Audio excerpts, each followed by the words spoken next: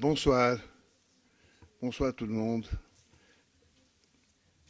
Nous sommes très heureux de vous accueillir à cette rencontre publique organisée par l'ARP de l'ALBA. C'est un événement particulier car c'est la première d'une série de rencontres de ce type. L'ALBA vient donc de créer ARP Programme, in Artistic Research Practices. Pourquoi engager une recherche sur les pratiques artistiques actuelles? Tout simplement parce que ces pratiques semblent aujourd'hui vivre une mutation et de nouvelles propositions se font jour, mais de façon souvent furtive, et elles apparaissent dans des régions du monde inattendues qui ne sont pas encore répertoriées comme foyers de création artistique. Mais c'est d'abord pour aider les étudiants de l'ALBA à se repérer dans ce monde instable que nous avons créé l'ARP. L'ARP a une vocation transdisciplinaire. Il est destiné en priorité aux étudiants de l'ALBA en troisième année de licence et en deuxième année de master, de cycle, et en première année de master plutôt, pour toutes les écoles. Mais un tel programme demande une grande sensibilité de l'académie au monde, de façon à pouvoir capter les signes là où ils sont émis. C'est pourquoi nous allons déjà préparer, dès maintenant, inviter régulièrement des acteurs venus d'horizons les plus divers qui sont partie prenante de ces changements. Mais si l'ALBA doit s'ouvrir sur le monde, elle doit aussi, et pour commencer, intensifier son ouverture sur la société libanaise, sur la création libanaise, les acteurs locaux dans tous les domaines, art visuel, architecture, cinéma, médias. Et je vais ajouter une chose, que nous sommes déjà actuellement, on est en train de travailler sur plusieurs projets qui sont propres au domaine public, que ce soit en architecture, en design, en architecture d'intérieur, dans tous les domaines, en art visuel, même en audiovisuel. Donc, je dirais, même avant tout, on devrait s'ouvrir sur la société elle-même, sur sa société civile. Une recherche sur les pratiques artistiques actuelles ne peut se faire en vase clos. Elle concerne directement notre vie. C'est donc à une double ouverture que l'ARP va contribuer de façon décisive à l'ouverture de l'ALBA sur le monde pour instruire ses recherches et son ouverture à la société civile libanaise pour partager ses travaux. Nous avons confié, et j'ai l'honneur de le dire, nous avons confié la responsabilité de l'ARP à Paula Yaoub. On est très fiers d'elle. Paula Yaoub est architecte et artiste et particulièrement apte à aborder la dimension transdisciplinaire de l'ARP. Elle a contribué ainsi que Dr Joseph Rustom à la création de ce programme. Paula Yaoub, c'est un peu l'enfant prodigue de l'ALBA. Elle y a commencé ses études d'architecture en 1985, des études ponctuées par une mention école. Si vous vous rappelez qu'est-ce que c'est une mention école, à l'époque, c'était d'avoir une mention école, c'est quelque chose d'important pour un projet d'architecture. Mais aussi, elle nous a quittés en 1989 pour l'Architecture Association à Londres, puis elle est revenue comme enseignante en 1996, mais de nouveau, mais elle nous a encore quittés pour s'établir à Berlin suite à une bourse de l'État allemand. Et elle est encore revenue en 2012 pour participer à la fondation de l'ARP, mais j'espère pour cette fois, Paula, nous avons, j'espère, trouvé la solution pour qu'elle ne nous quitte plus. Nous avons intégré ses départs et ses retours dans le format de l'ARP même. Les travaux de l'ARP et donc ces rencontres publiques se répartiront chaque année en 2 sessions qui auront lieu en principe en avril-mai et octobre-novembre. Ce format permettra aux étudiants d'alterner des périodes intenses de rencontres et d'échanges collectifs avec des périodes plus solitaires de développement personnel réservées à la réflexion et à la création. Je vous remercie beaucoup. Je passe maintenant la parole sans tarder à mademoiselle Paula Yaoub. Elle va nous présenter M. Stephen Wright, qui a bien voulu accepter notre intervention, notre invitation. Merci beaucoup. À toi.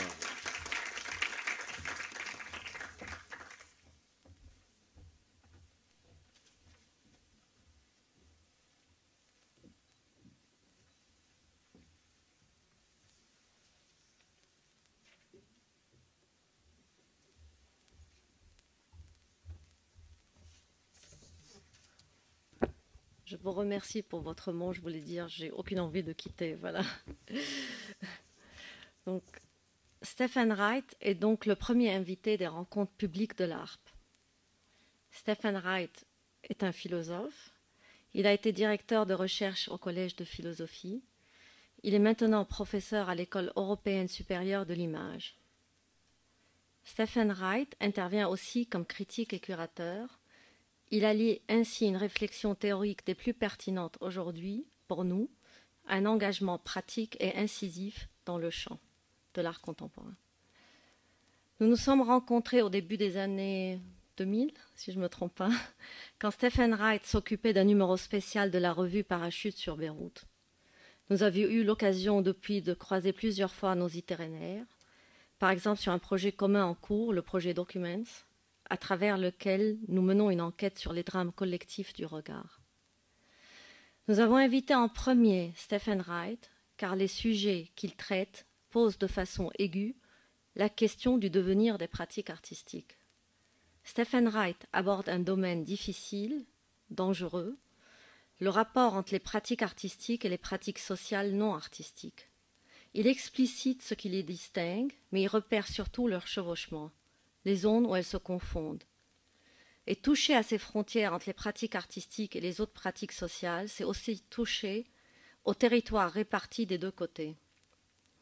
D'où l'importance de ce travail qui soulève de front la question de ce qu'est l'art dans ces conditions.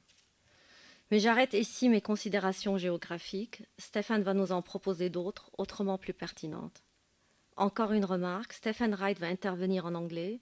Je crois qu'une traduction simultanée sera assurée en français, mais ceux qui le souhaitent pourront bien sûr intervenir, contribuer à la discussion en français avec Stephen. Comme Canadien, et comme il le dit lui-même, il est comme nous, il a reçu plusieurs langues au berceau. Je te laisse la parole. Merci.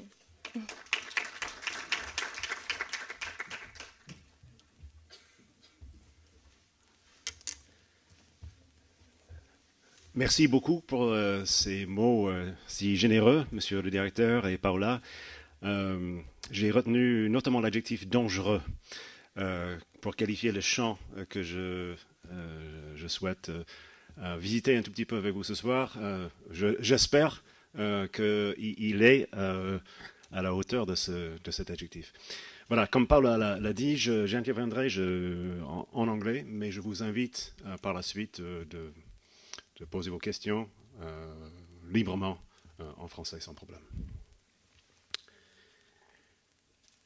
My research over the past decade, I guess, has been motivated largely by what I see as a profound crisis within the field of art. Now, the crisis, of course, extends far beyond the confines of art itself, but it's not merely the kind of crisis, a crisis of values that we often refer to as the crisis of contemporary art.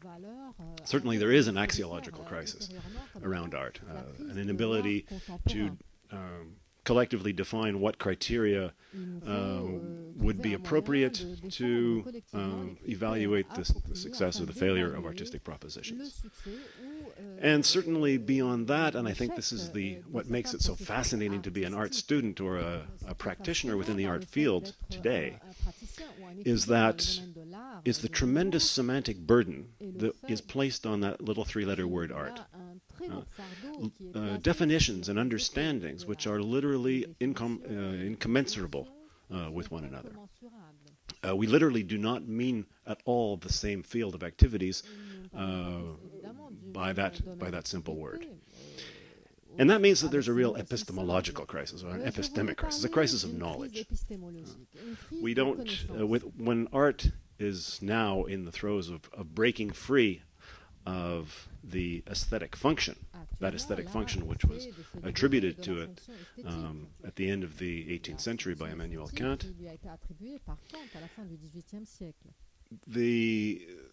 and a desire today to make art a tool, a heuristic tool of knowledge production, means that we're literally dealing with not so much a dangerous territory, but a completely unmapped one. But beyond that, I think that there is even a deeper kind of crisis, and I would describe it as an ontological crisis of art. In other words, a crisis of the very mode of artistic being. Now, this is something which has been addressed significantly in the last generation by philosophers, that a kind of theory of art is absolutely necessary to distinguish what is and what is not art. See, there is no perceptual or physical distinction between what Arthur Danto calls art and the mere real thing. So it becomes a question of art's specific visibility, as much as a question of a type of a device or an activity of knowledge production. I'm going to come back to these issues, the epistemic, the ontological. But I think that if I can achieve anything in this conversation this evening, it will be to put out into a common space a certain number of words or concepts, a kind of conceptual vocabulary, if you will, that might help us to better gain some purchase on just exactly what art has become or is becoming and can become.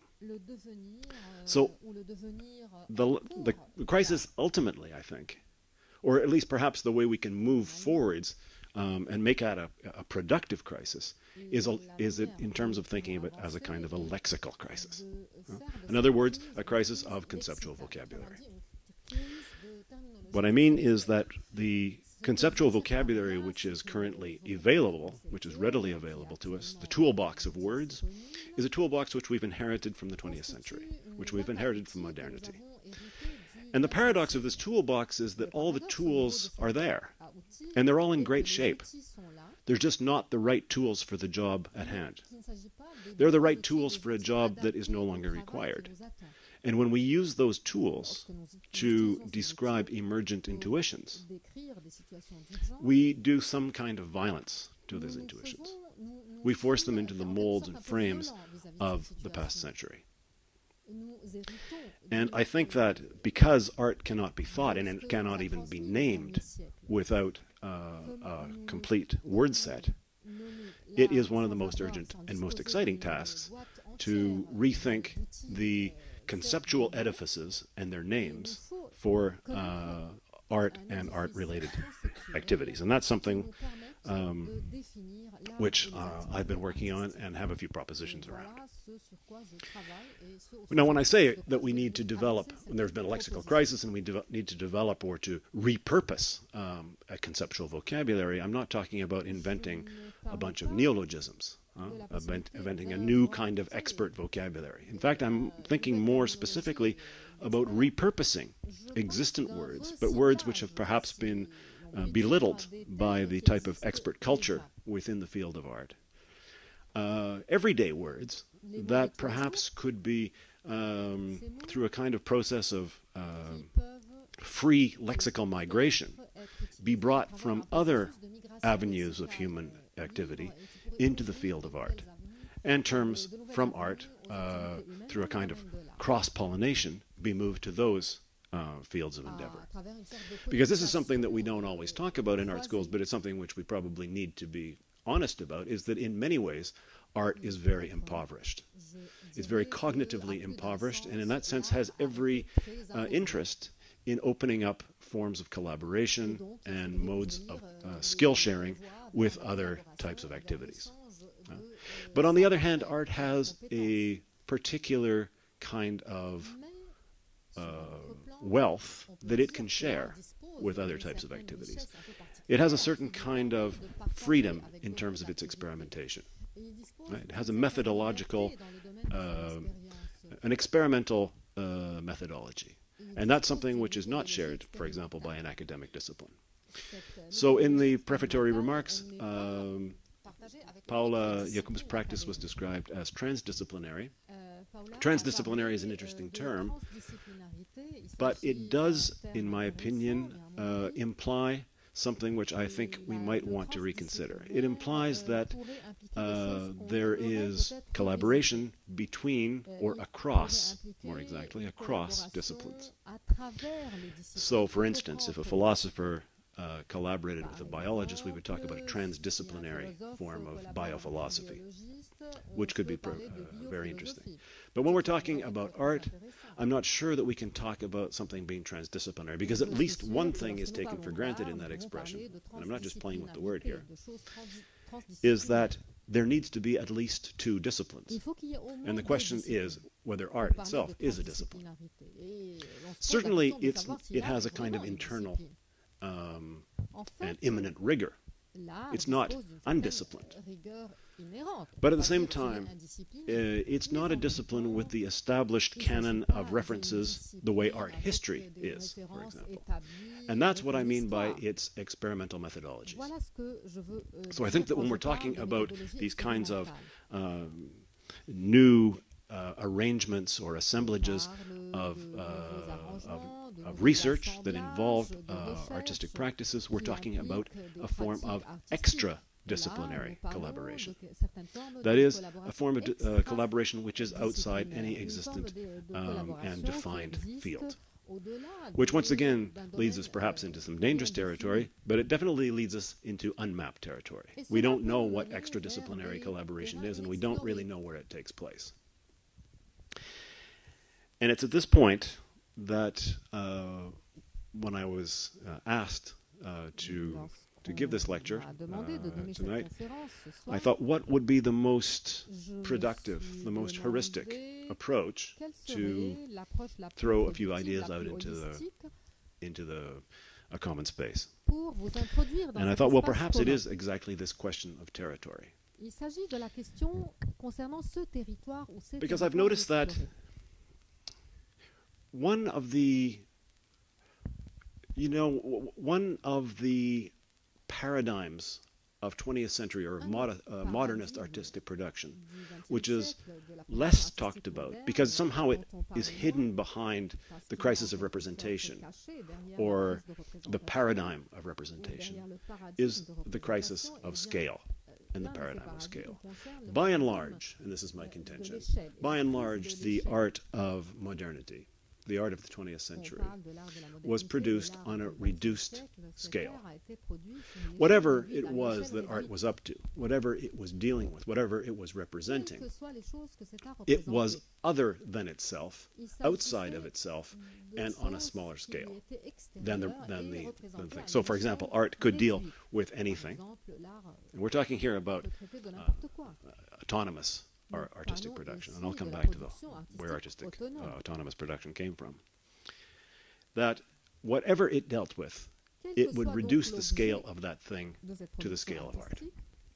And I think if anything characterizes the practices that I've at least been looking at, the emergent practices and the ones who are particularly poorly served by the existent conceptual vocabulary, are those practices which have ramped up their scale of production to the one-to-one scale. Practices which both are what they are and propositions of what they are. And this, which are artistic propositions which are so exactly superimposed upon what they also are as to be inseparable from it. Now that may sound a little bit abstruse, but it will become extremely clear through the examples which we'll look at. And in order to provide a kind of lens through which to look at some of those examples of art practices on the one-to-one scale, I want to begin, and even I take my inspiration and the title for this evening's talk, from a little-known passage from a work from the late 19th century, 1893 to be exact, by Lewis Carroll. Lewis Carroll, of course, is very well known for his mesmerizing tales of Alice. But the passage which I'd like to quote, the one which is up here on the screen, is from his 1893 book, Sylvie and Bruno Concluded, from a passage or a chapter called The Man in the Moon. And it's an encounter between the protagonists and not only a kind of an outlandish, but it's almost otherworldly character by the name of Mein Herr. And I think that it's one of the most pithy passages that one can find in Carroll's often pithy work. And it deserves a very close reading, one which we're not going to give it here tonight, but I'd like to read it together and then comment on it little bit by bit. The conversation out of the blue turns to mapping. And the way that these maps are described is in terms of their being useful. I quote, "What a useful thing a pocket map is," I remarked. That's the narrator being Bruno. "That's another thing we've learned from your nation," said Mein Herr. "Map making. But we've taken it much further than you. A map that would be really useful." And once again, here the notion is the notion of use, underscoring the use value of the map. This is the nature of the conversation. "About 6 inches to the mile." "Only 6 inches?" exclaimed Mein Herr. We very soon got to 6 yards to the mile. Then we tried 100 yards to the mile. And then came the grandest idea of all. We actually made a map of the country on the scale of a mile to the mile. Now, just let me add parenthetically, this idea of a map which would be made on the same scale as the land which it was to represent cartographically is oftentimes attributed to the Argentinian wizard of writing, Borges, because in his very short story called On Precision in Science, he talks about a former empire that had used maps that were on the same scale as the territory itself, and that with the decline of that empire, of course, came the gradual destruction of that map, which had been placed from one end of the territory to the other. And Borges ends his rather nostalgic but rather fascinating tale by saying that in some western parts, far-flung parts of the empire, one can still find vestiges of the map, now used by homeless people and wild animals as shelter. And these are the only remnants that remain of the science of geography. It's certainly a lot to be said about that. But one thing that Borges himself never said too much about was where he got the idea. And he got that idea from Lewis Carroll. But Carroll did something entirely different than Borges with it. Because Borges took it from this line which we've just seen. We actually made a map of the country on the scale of a mile to the mile.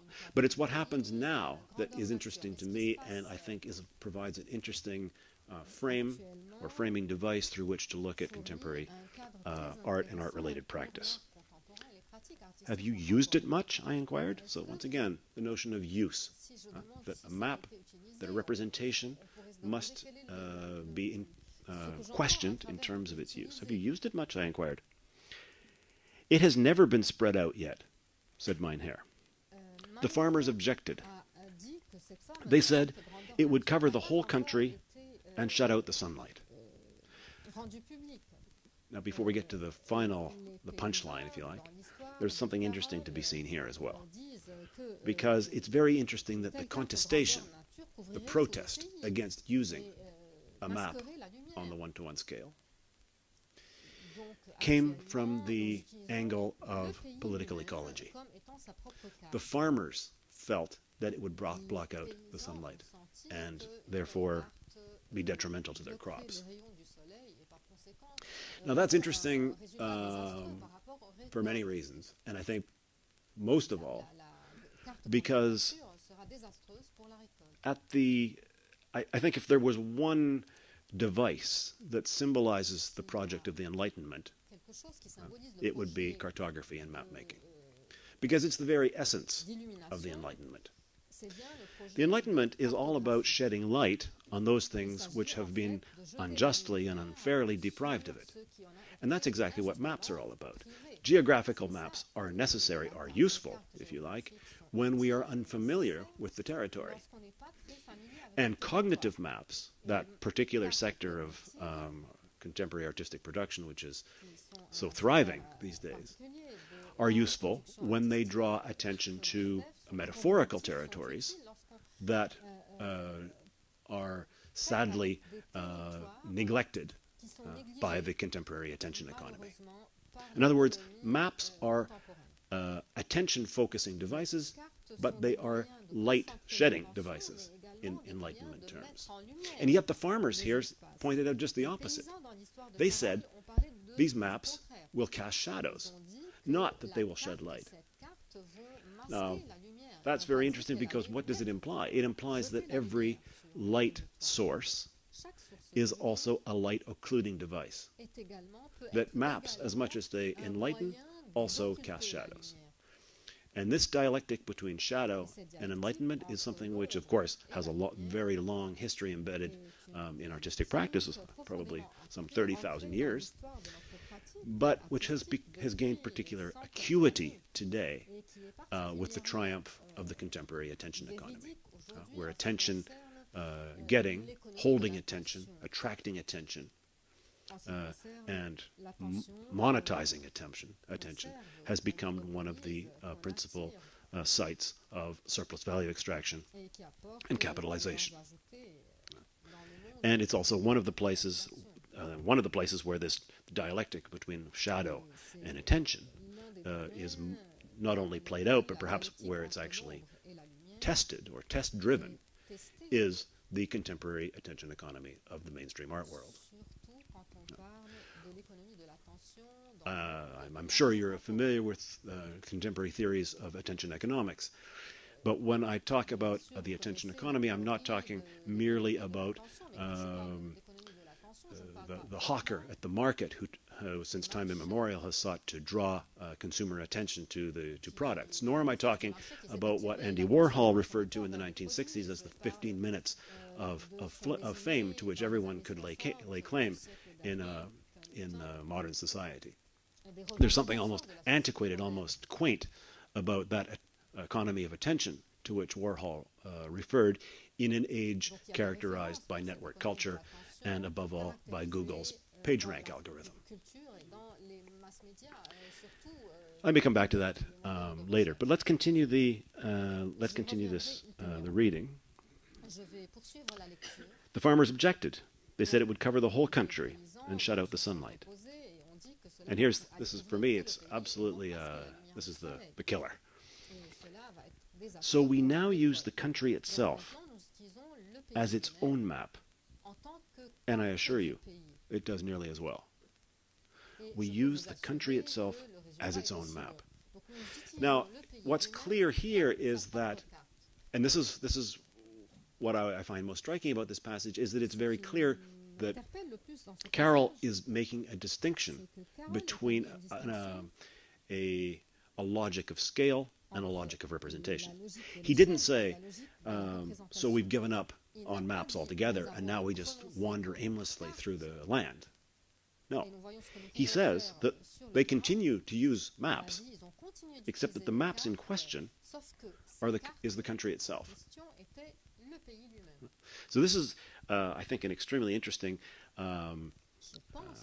separation, or a very lighthearted, but at the same time very trenchant separation between a regime of representation and a regime of reduced scale. And I think that we can, in a certain respect, it is probably the best, or one of the best, characterizations that we have on hand to describe what has one of the dominant logics, if you like, in contemporary art and art-related production. This scaling up to the scale of one-to-one, whereby artists, as it were, use the country itself as its own map. Now, I'm not really, obviously I'm using the notion of country and the notion of map in a metaphorical sense. Certainly there are artists who use the country itself as its own map. Those ambulatory or deambulatory practices, some of which are practiced here in Beirut, which are at once deeply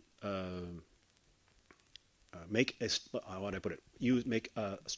Have strategic recourse to representation, but use the country itself as its own map. But beyond that, of course, what I'm referring to is, I think that's really only a particularly emblematic instantiation of the idea.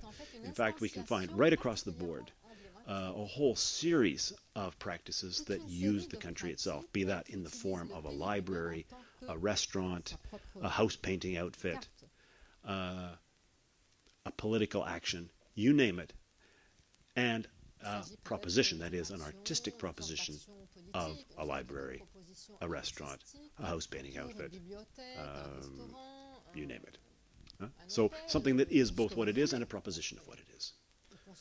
I call these types of practices art on the one-to-one scale, that break down the ontological distinction between art and the real thing.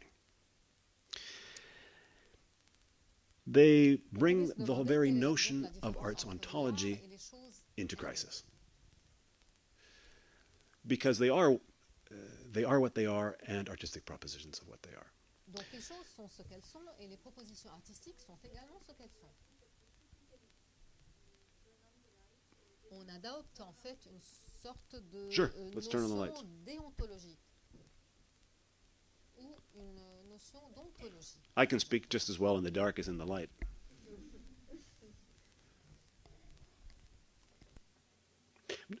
I have a few images. I guess that is only. Quelques images à projeter.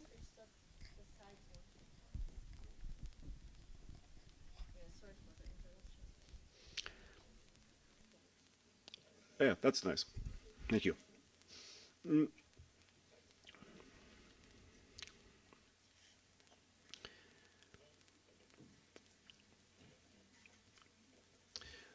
Let me just give you, let's look at an example, because this may be self-evident to some, but it may be somewhat obscure to others. So let's turn to a couple of examples. But let's be wary that examples have inevitably a very rich singularity. That's their advantage.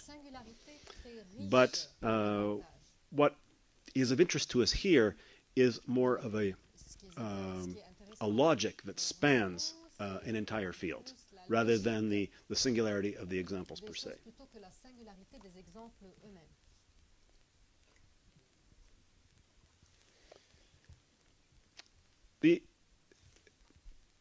And no example is perfect. And in fact, I choose to begin with perhaps the most imperfect of examples, but nevertheless one which I think helps underscore what we're talking about here. This is an image of a project which was activated at the National Art History Institute in Paris in 2007 when I was a research fellow there. It's a project which was co-initiated by Martha Rossler and Eflux. It's called the Martha Rossler Library. So what you have here is a library, or a reading room, perhaps. A reading room which is comprised of some 8,000 volumes of the artist, American artist, Brooklyn-based artist, Martha Rosler's library. It's called the Martha Rosler Library. It is a library. People were invited to, it was open every day, were invited to consult the books, to photocopy them. There was a free photocopier which was left at their disposition. Basically, to make use of this library, to be readers of the books, but users of the library, not to be spectators of an artistic project. So we could say, in a way, this is both a library and a proposition of a library, an artistic proposition of a library. And we have a couple of pictures here, just flip to them really quickly, of people actually doing just what you would expect them to do in a library, not looking at it, not thinking about it, or at least not primarily, but using it, using that wonderful collection of books which were made available, and in some cases, photocopying them.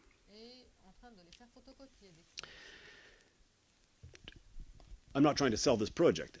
What I'm saying is that it is one of these cases where the notion between what art is and what it's grappling with disappears. In a sense that this ontological disconnect between art and the real breaks down when you use the country itself as its own map. So how would you describe a project of this kind? Well, my initial thought was to describe it in terms of a double ontology. And I was relatively happy with that conceptual contrivance, by saying that it had an ontology. In other words, it had a mode of being as a library. It was its primary ontology. But it had an accessory ontology, which was always already embedded in the primary ontology as an artistic proposition. I was happy with that distinction, but then began to question whether it was not making too much of a concession to ontology itself, in a moment perhaps where art was seeking to wrest itself free or sunder itself from its own ontological burden. My research at that time was very much on practices with deliberately impaired coefficients of artistic visibility, practices which emerged here and there in social spaces, sometimes in artistic spaces, sometimes not, but that found various ways of controlling the conditions, impairing them in many cases, deliberately, its conditions of visibility. I began to think that whereas in 1964, Donald Judd had characterized the art of that time as characterized by specific objects, breaking down generic distinctions that still prevailed at the time between painting and sculpture, that 40 years on, the question had become one not of specific objects, but one of specific visibility. That everything could be art, not everything was, and that many things were art, but only were activated in a secondary way through some kind of performative capture, some kind of performative frame, and there through some kind of performative documentation, and which brought their artistic ontology to the fore. Well, as I say, one way to, I think, coherently to describe that is to talk about art's double ontology. And that could be used to describe any number of the practices which I'm thinking of and which we'll look at in a minute.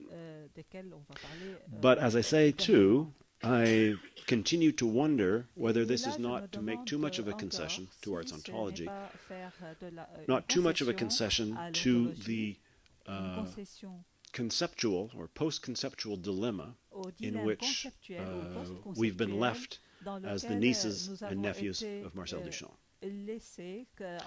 I think, by and large, this is how contemporary art sees itself, as the nieces and nephews of Marcel Duchamp. And yet, sometimes I wonder if we're not, well, we couldn't be more accurately described as his orphans. And on that note, Whereas Duchamp led us into this, là où Duchamp nous a laissé something of an impasse. dans cette Perhaps sorte he also d'impasse, provided a way out.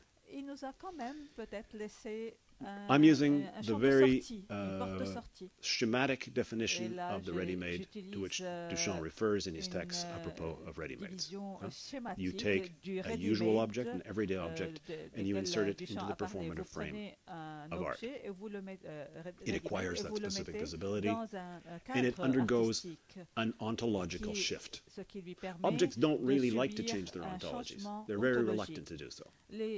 But L'art art is one of those, or et the art of modernity, l'art was de one la of those places modernité where that est l'un sea change des endroits où had to take place. le changement a dû avoir lieu. Duchamp understood perfectly the logic Et that he was Duchamp dealing with. a Is that bien you take a compris cela. usual object, Lorsque that vous is, prenez an un object outil which de tous has les use jours, value.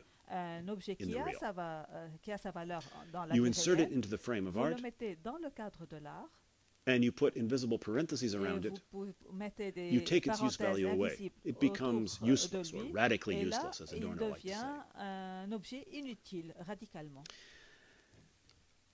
It gains the kind of purposeless purpose Il va that Kant obtenir thought perfectly l'objectif characterized and must characterize qui devrait artistic production. et qui doit qui caractérise et doit caractériser I'm not sure if you're la familiar with this production notion of purposeless artistique. purpose, Je ne sais but pas in, si the vous eight, êtes très in his familier third critique avec in the 1890s, cette Immanuel notion, Kant, and this is absolutely crucial to et ça understand c'est très important en fait the conditions of possibility pour of someone like comprendre Duchamp les and the conditions of possibility of the possibilité pour quelqu'un comme edifices, Duchamp the et conceptual les architecture of our art conditions world de today. Not only the possibilité physical de architecture of the l'art places where art is actuel et de activated, l'édifice but the conceptual en architecture that is lui-même, embedded in those.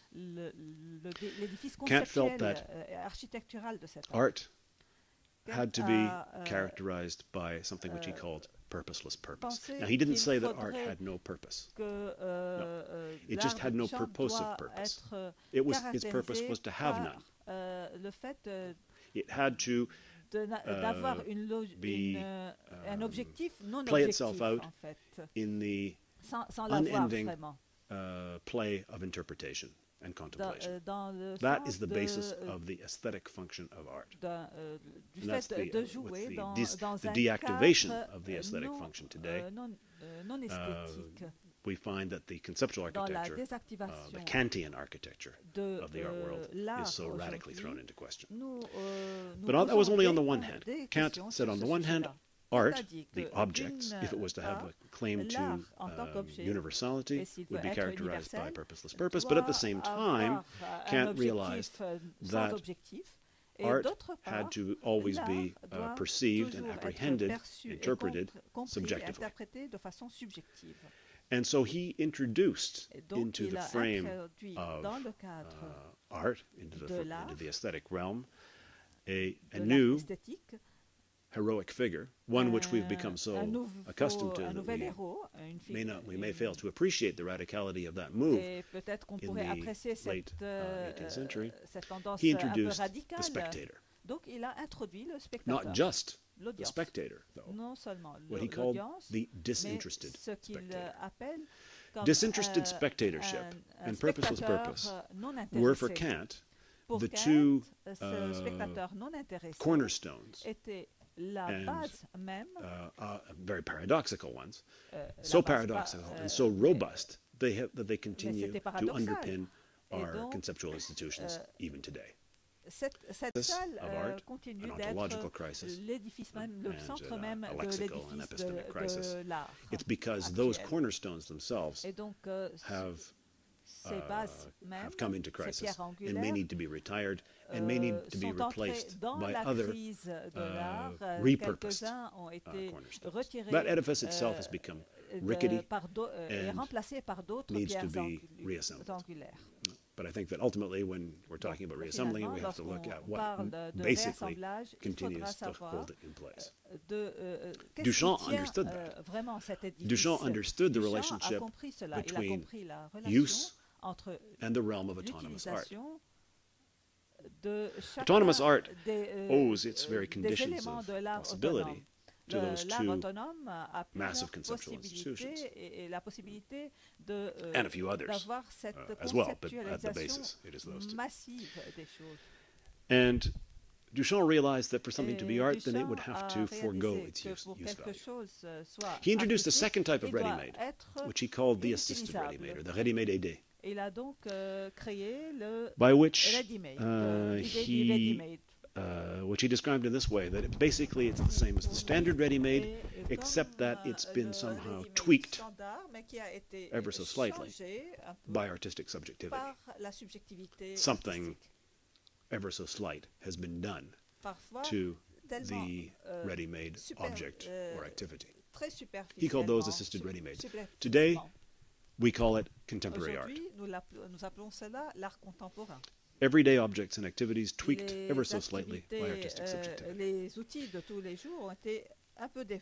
I think that the third type of ready-made, though, one which Duchamp left uninstantiated, is the most interesting. Definitely the most interesting for the discussion of an art on the one-to-one scale. He called it the reciprocal ready-made. And it's always something that's fascinated me, and it fascinates me all the more as that it is by far and away the most under-theorized brainchild of Duchamp. Duchamp defined it, as was his wont, through an example. For example, when Duchamp defined the infra-thin, he never said conceptually what that would be, but he gave a series of 41 examples. And in the case of the reciprocal ready-made, he gave one example. Use a Rembrandt as an ironing board. Now, of course, based on Duchamp's punning ways, we know that it was the word ironing that he found so ironic. And they probably led him to that example. But I think that we can't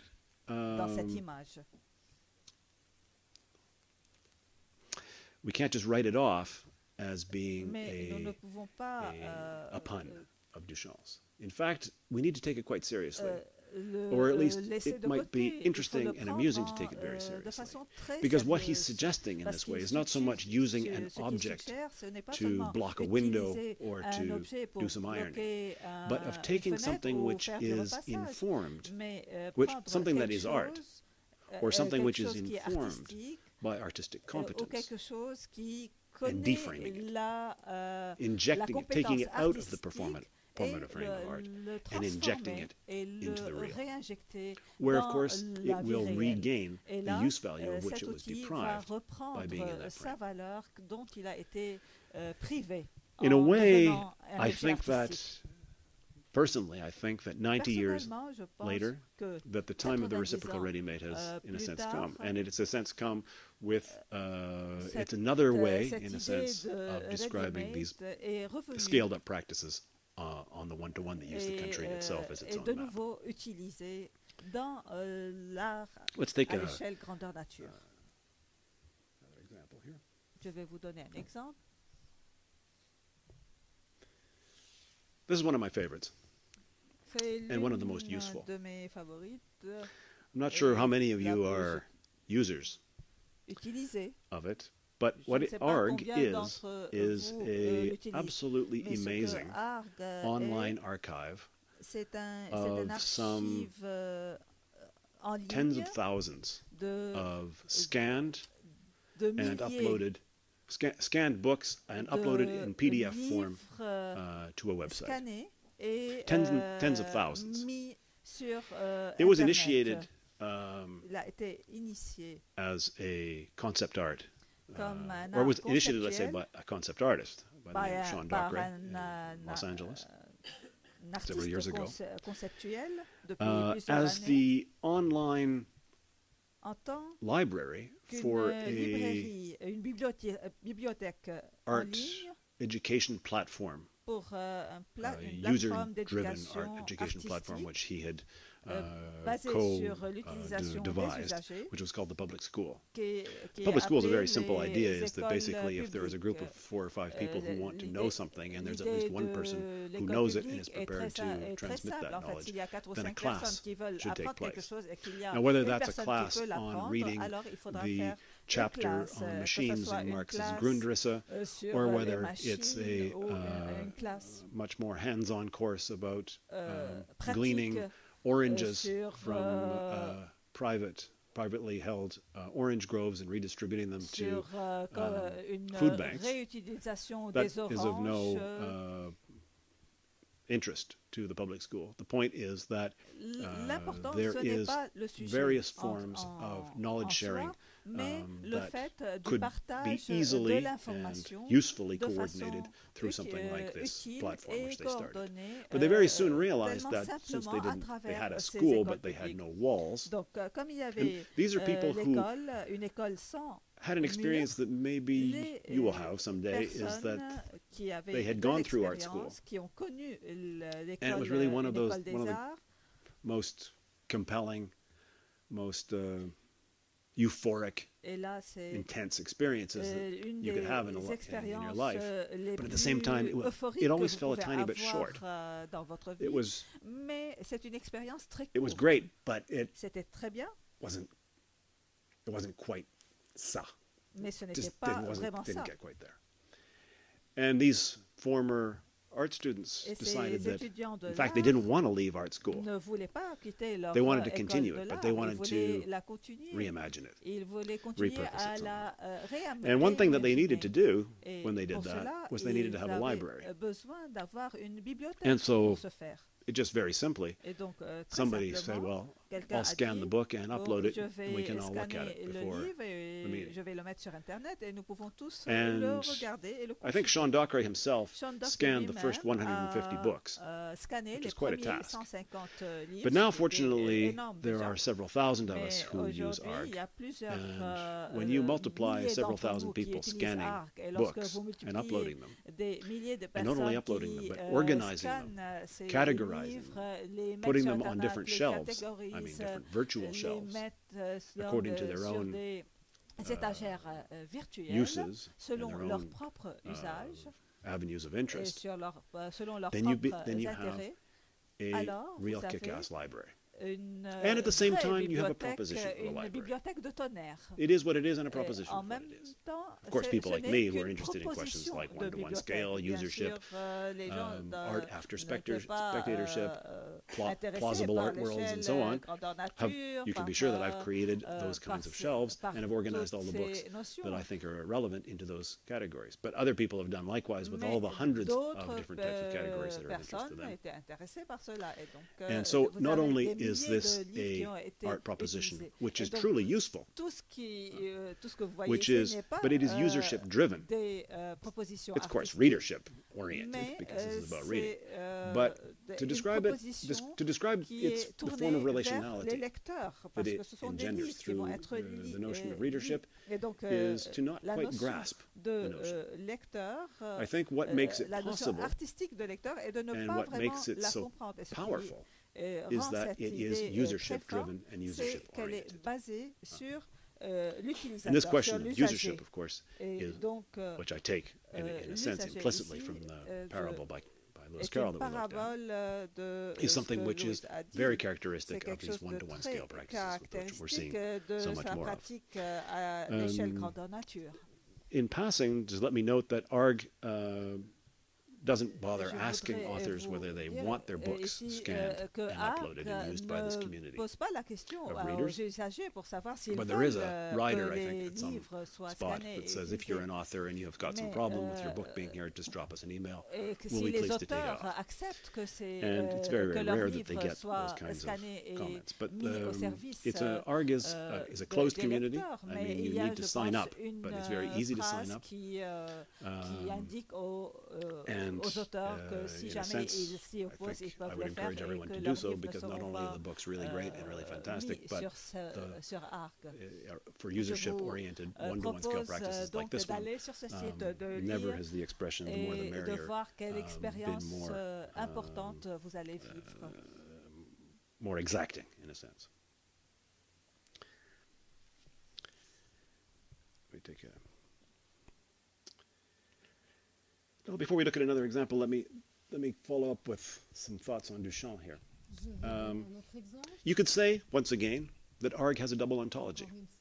You don't need to know that it's art in order to use it, to be a user of it, to share it, to partake in it fully.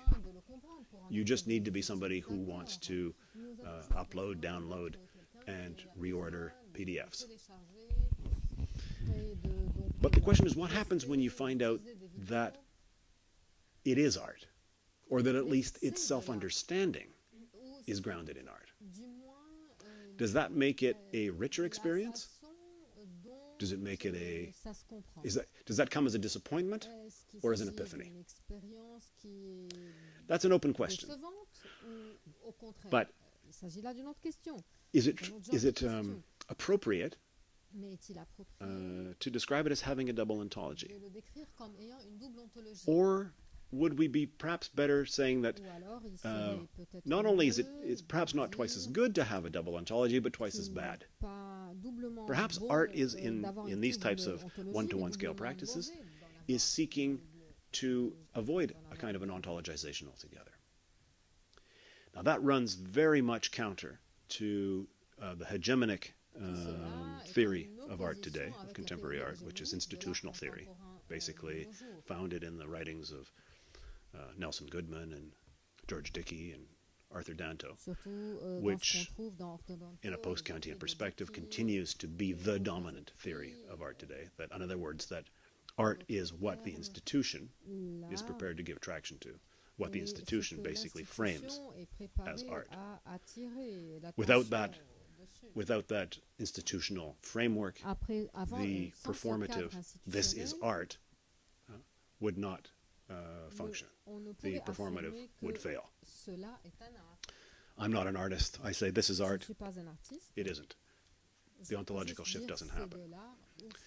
And that's the most interesting thing, of course, about performatives is when they fail. But what's remarkable is to the extent to which they do not within the institutionalized mainstream.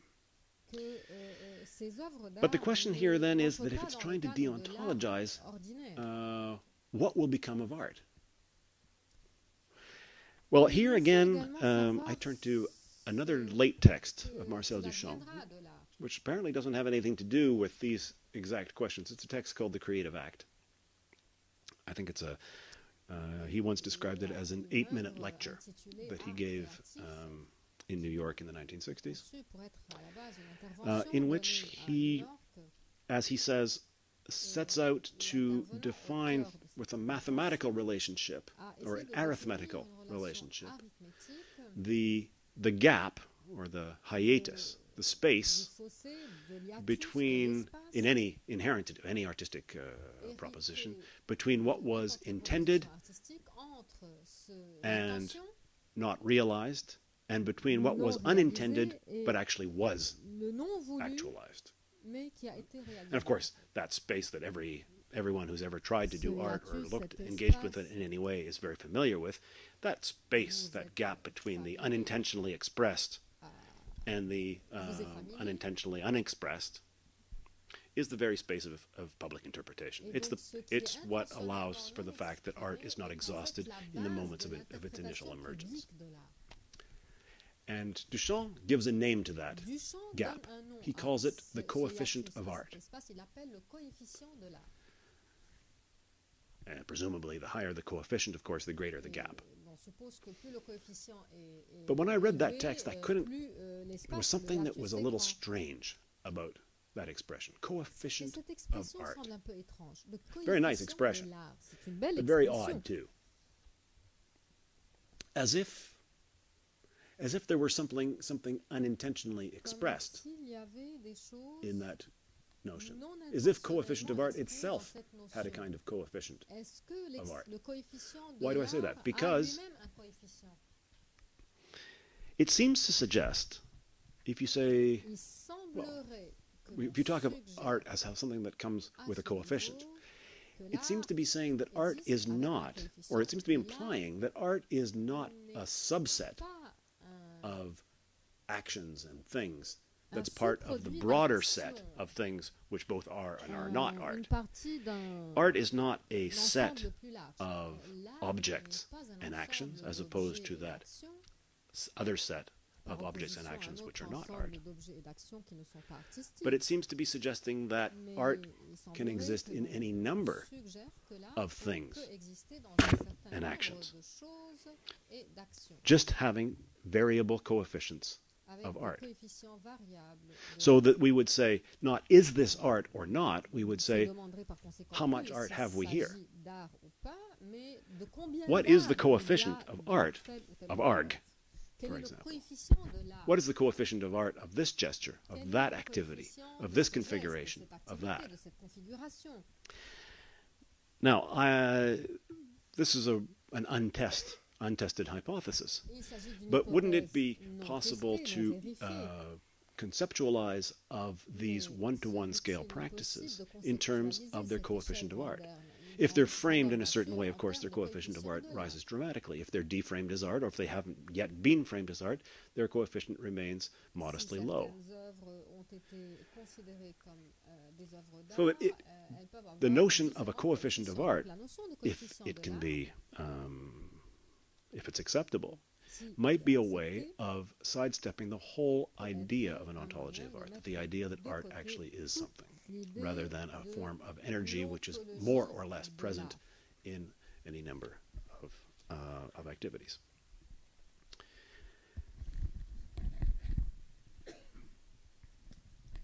Let me turn now to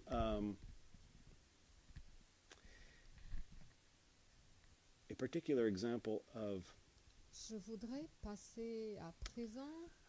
one of the most extraordinary cases of what I think of as art on the one-to-one scale. It's something that you may be familiar with because it was at a certain point championed by Alan Capro towards the end of the blurring of art and life. It's a project, if I can call it a project, an intervention, although it was never described in such art-worldly terms as that, by American conceptualist Raivo Poussin in the 1970s.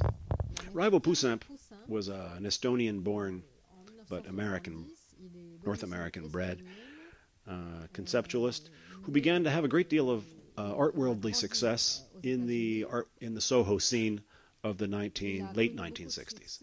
He was associated with a collective known as Museum, where he became familiarized with a collective co-authored artistic production. He was very interested in all sorts of sort of post-op art conceptual pieces. But he felt that success came to him all too easily. It was all too easy to gain notoriety within the attention economy of that art world. And so, as such, he was relatively uninterested in that type of, in that facile success. And he came up with a different idea. This as a prelude to the story that that is documented here, which I'll get to in just a moment.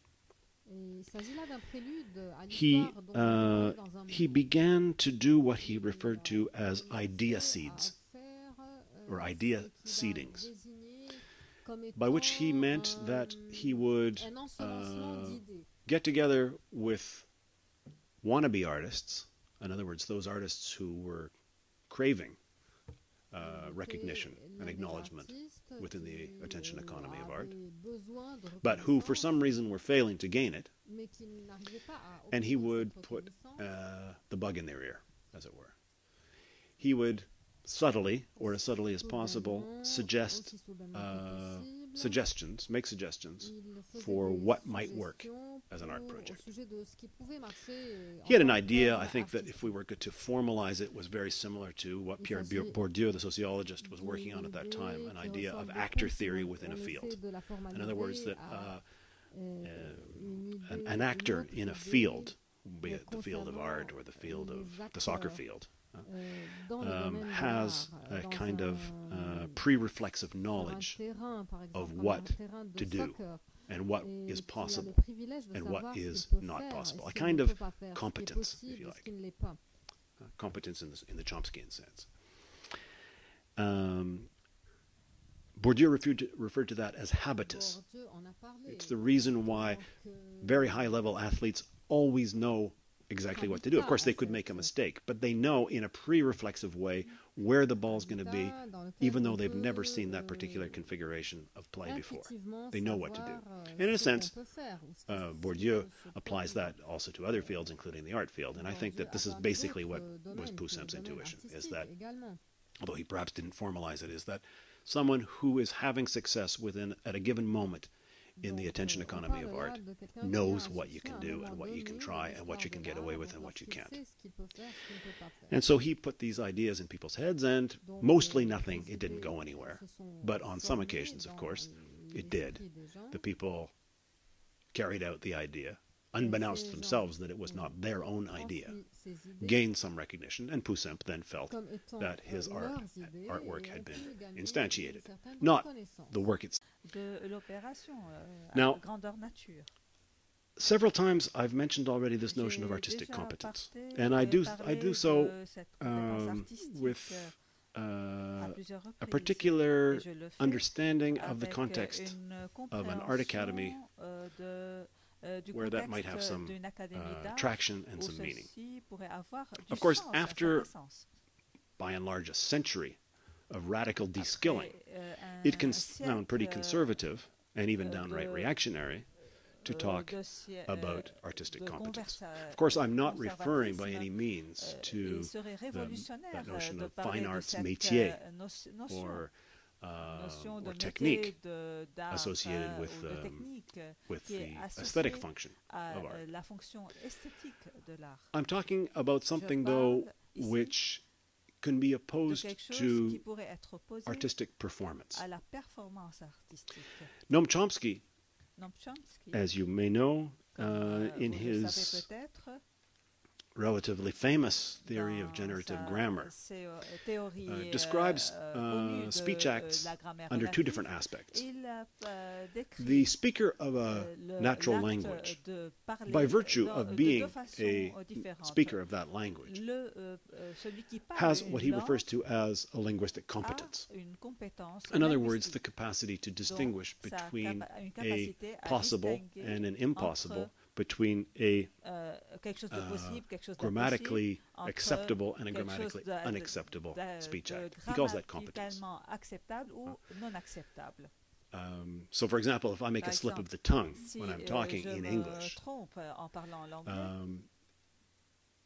you would say not that I'm an incompetent speaker, but simply that I'm tired or my attention's wandered, or if you're more Freudian, there's some kind of embedded trauma which has found its way out. But it has nothing to do, we're not talking about competence there, we're talking about linguistic performance. And that's the word that Chomsky gives to what happens when we articulate a speech act. We perform it.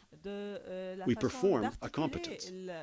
But a competence need never be performed in order to exist. And that, for me, is absolutely crucial. Because if we apply that to the field of art, to art as a language, or art as a set of possible speech acts, there are certain things that certain forms of artistic competence which are latent, which are there, which are like the active yeast of artistic energy, which can, of course, always and at any time be performed if we wish to run the risk, or perhaps enjoy the benefits, depending on our perspective, of performative capture, but which we need never perform in order for them to exist. Now, this theory of, or this hypothesis, again, of everything that I'm saying is completely hypothetical, although I hope it has some kind of possible traction in experience. What kind of competence then would we be referring to? Or what kind of, well, let me give you just one example of how we might think of artistic competence, and why we might think of it also as a form of incompetence in a very positive way. Robert Filliou, the Fluxus conceptualist, put forth something which in an art context enjoys a kind of self-evident status, but which seems almost impossible elsewhere, which also lends, I think, some credence to this idea that art is not a discipline like others, and that working in art is inherently an extradisciplinary practice. Filiou calls it the equivalency principle. The equivalency principle, according to Filiou, is that there is a fundamental equivalence between that which is well done, that which is badly done, and that which is not done. Now, for artists, of course, that goes almost without saying. But what about for managers? What about for anybody else? Any other discipline? It's unthinkable. And I think that what it's based upon is a kind of mutualization of competence and incompetence.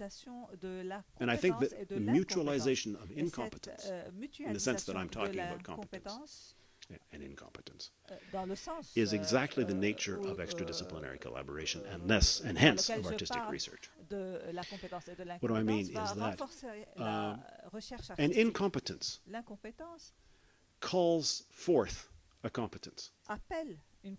That's what incompetence does. When we encounter incompetence, we feel that there is a kind of pull that pulls competence forward.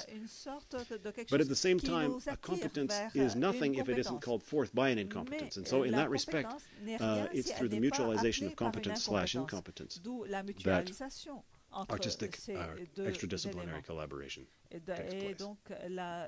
And so in that respect, that's why I talk about this notion of resisting performative capture through forms of artistic competence. And that's precisely what I see at work in these one-to-one scale operations, which challenge the reduced scale model of that in a sense has paralyzed, or is one of the paralyzing factors of the autonomous art world, which continues to exist in a very mainstream way, although in other ways these emergent intuitions seem to suggest that its time is done. So I'm going to wrap it up at that. There's more examples that we can look at, and I hope that there will be some counterexamples that you'll be able to suggest, and that we can talk about these together. Let me just end on this one last note, of course, that this type of practice cannot exist within that art-sustaining environment known as the art world. This will be the matter of our roundtable discussion for tomorrow. It necessitates the repurposing of components of that world, of that art-sustaining environment, and the emergence of a more plausible, new, and renewed, perhaps, art world. D'un nouveau monde artistique, ou un monde artistique renouvelé.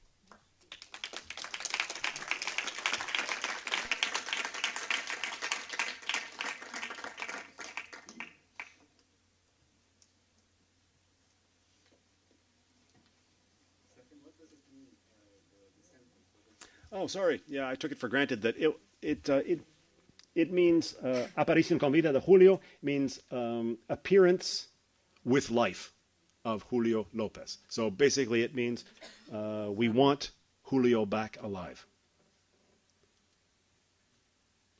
But aparición plays with the opposite, which is the disappeared. So reappearance of Julio Lopez. Yeah.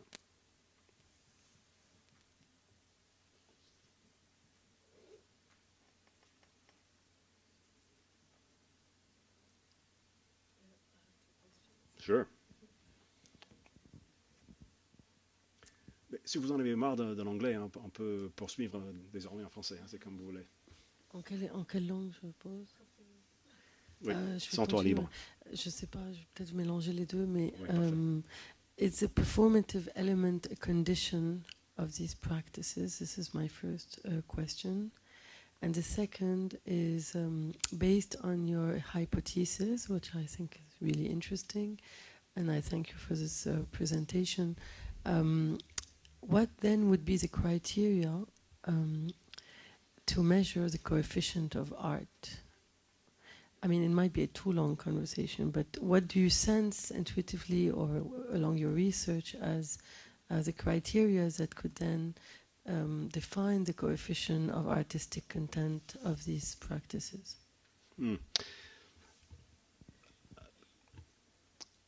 That's an interesting question. It's one that I will have to improvise the answer to because I don't have an answer. But let's the first one, the notion of the performative. Now the thing about performativity enjoys almost universal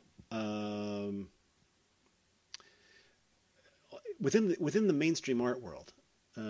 It has an extreme, almost universally has a positive connotation. When we talk about something, when we say something is performative, that's a good thing. It's used absolutely acritically as being something which is good. And it's used in all sorts of different ways. I mean, performance and performativity are applied to everything, of course, from motorsports to political economy, from artistic action to you name it. And of course that notion covers several notions too many. But what I'm thinking is that on the one hand, performativity has become one of the dominant forms of surplus value extraction within society, whereby people are made to perform their own subjectivity as prosumers in handing out their desires and so on, without ever being remunerated for it. And so it's something which we need to be very wary of.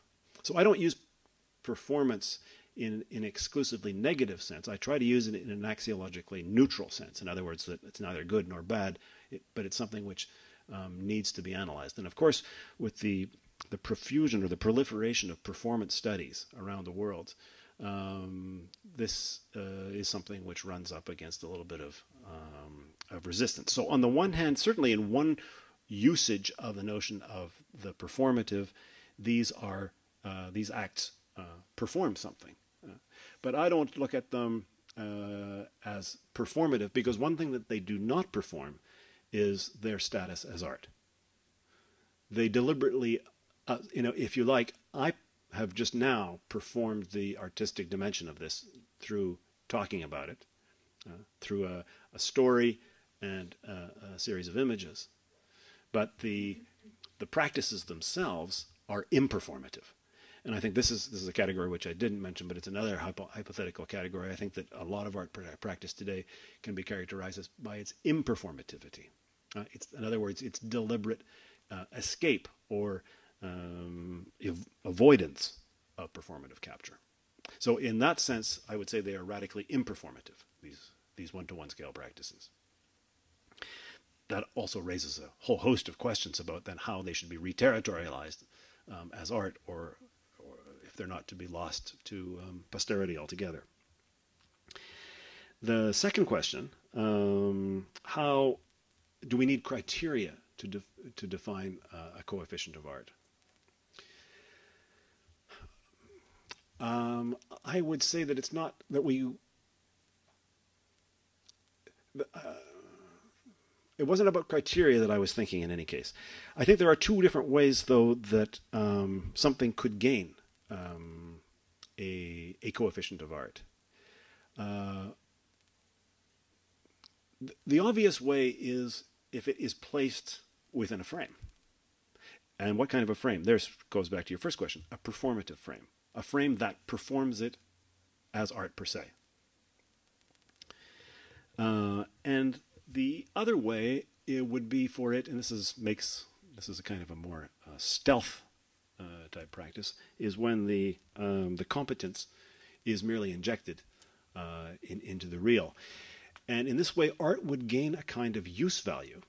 It would be something which would be usership-oriented rather than spectatorship-oriented. It would be something which actually could have teeth, and not just the sort of teeth that give love bites to the hand that feeds it, but actually could gain some real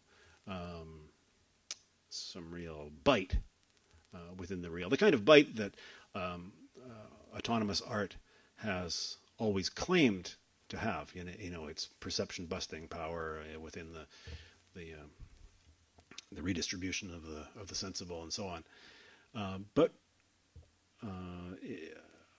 for which it's always fallen hopelessly short, or almost always. So I'm not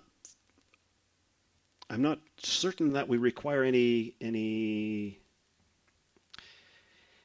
particular theorization of the criteria of a coefficient of art. I think it's merely well, it suffices at least initially to suggest that art does not have an ontology, but can come not as something which is performed, but which is something which is as a competence. Does that touch the question? I mean, of course, it really necessitates that we rethink the conceptual architecture of art from top to bottom, because we're not talking about anything that looks like what Eflux tells us that art is.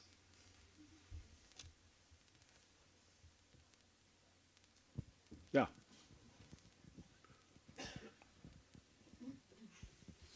Je vais poser ma question en français. Bon, nous connaissons énormément de pratiques d'intervention. Enfin, moi, je catégorise ce type de pratiques sous les pratiques artistiques d'intervention. J'enseigne d'ailleurs ce cours dans cette université avec Paul Ardenne et l'art contextuel. On voit souvent que ce genre de pratiques sont récupérées à un moment ou à un autre par le monde de l'art. C'est ce que j'appelle la capture performative. Voilà. Donc, quand elles sont, enfin, vous présentez à la fin de votre thèse la création éventuelle d'un nouveau monde, enfin d'un nouveau monde artistique, d'un nouveau monde de l'art. Mais que se passe-t-il si constamment ces pratiques sont récupérées, et il y en a des milliers d'exemples comme Arg, comme l'artiste argentin qu'on vient de voir ensemble, et finalement elles sont récupérées par le système, et quelque part, si vous les donnez comme exemple ici, dans une lecture, dans une académie artistique, c'est peut-être un phénomène ou bien un exemple de ce processus-là. C'est une question ouverte, c'est pas une question. Bien sûr, non, mais c'est une question très pertinente, selon laquelle je serais peut-être à mon insu, mais pas tout à fait à mon corps défendant, un agent de la récupération. Des pratiques même que je prétends vouloir situer en dehors de cette capture performative. Oui, c'est envisageable, mais en fait, je pense que la capture a lieu parce que l'architecture conceptuelle et la fonction esthétique restent pour l'instant en place. Et donc la capture n'est pas simplement performative, d'ailleurs la capture est lexicale. C'est une capture par des mots, par un vocabulaire, une terminologie conceptuelle qui conviendrait, selon moi, à réoutiller et à repenser rapidement. C'est-à-dire que quelque part, je n'aurais aucun problème avec les récupérations si elles n'étaient pas sélectives. Je pense que, et ça c'est quelque chose qui a été formulé fortement par les situationnistes souhaitaient la récupération totale. Ils voulaient, enfin, évidemment, dans leur cas, la récupération n'a pas été totale, loin s'en faut. Elle a été sélective. Mais ce qui serait intéressant, ça serait une récupération totale, parce que ça impliquerait l'émergence d'un autre monde de l'art, avec assorti d'un lexique totalement différent. Je pense qu'un art qui existe sous forme de compétence, qui n'est pas performée, est difficilement récupérable, dans un sens. C'est la performance qui l'est, mais ces énergies en tant que telles qui circulent restent difficilement récupérables. Et quelque chose qui a une véritable valeur d'usage, tout en étant une proposition artistique, quelque chose qui se caractérise donc par une certaine redondance, ontologie double, est difficilement récupérable puisqu'il y a une véritable valeur d'usage, hein, qui est destinée et gérée par les usagers. Qu'est-ce que ça serait que de récupérer arg? Ce serait de l'utiliser. Enfin, on peut évidemment essayer de la regarder. Si je vous montre un exemple, c'est juste comme une sorte de support à mon invitation à vous inscrire et d'en faire usage. Ce n'est pas une récupération dans ce sens-là. Je ne sais pas si je vous ai convaincu. I have the microphone, so I'll just go ahead and speak. Cool. First of all, thank you for your beautiful presentation. Very inspiring. I'll preface my question / open-ended discussion by saying that I am not an artist and I'm only an admirer of this. I come as a designer, just asking this.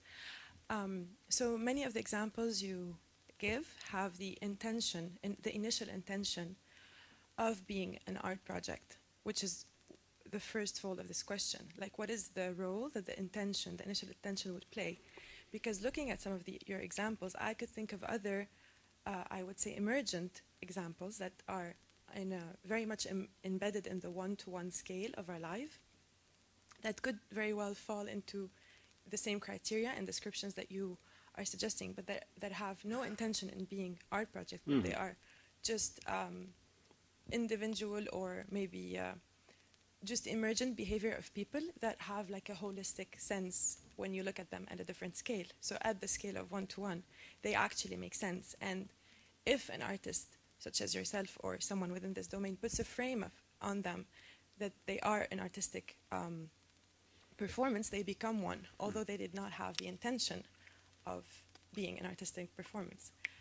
Which leads to my other question. So would this kind of go back to your initial observation of transdisciplinarity? And would this mean that art has become transdisciplinary in that sense because it has embedded itself in our lives? So it is... Well, yeah, I think you've answered your question with your second question, but I'll add a few thoughts of my own. Thank you for that. Yeah, what you call intention, I tend to describe as self-understanding. So, because intentionality is a kind of a ticklish issue, but we can use that term if you like. It's not that I'm just playing with words, but it's in the course of, I think, what I said this evening, I described it